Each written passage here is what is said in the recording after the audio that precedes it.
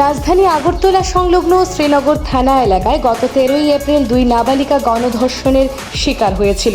পরবর্তীতে ধর্ষিতা দুই নাবালিকার পরিবারের পক্ষ থেকে শ্রীনগর থানায় লিখিত আকারে 7 জনের বিরুদ্ধে ধর্ষণের অভিযোগ দায়ের করা হয়। পুলিশ এ ব্যাপারে একটি মামলা হাতে নিয়ে প্রথমে দুই নাবালক ও এক সাবালক যুবককে গ্রেফতার করে আদালতে প্রেরণ করে। তার আরও কয়েকদিন পর আরও এক যুবককে গ্রেফতার করে।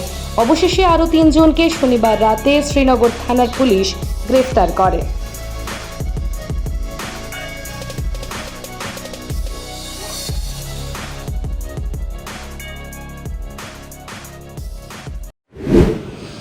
গত 13 তারিখের আমরা থানার একটা দুই নাবালিকার ধর্ষণ কাণ্ডে ইনফরমেশন পাওয়ার সঙ্গে সঙ্গে আমরা একটা কেস নিয়ে তদন্ত করি।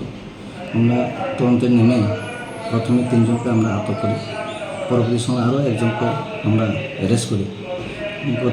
গতকালকে আমরা আরও বাকি 3 জনকে, সব টোটাল মোট 7 জনকে আমরা ওই কেসে আমরা অ্যারেস্ট করতে সক্ষম হই। তাদেরকে আজকে মাননীয় আদালতে প্রেরণ করা হলো। তার মধ্যে কতজন নাবালক এবং কতজন সাবালক ছিল? এর মধ্যে 7 জনের মধ্যে 3 জন নাবালক, বাকি 4 জন সাবালক।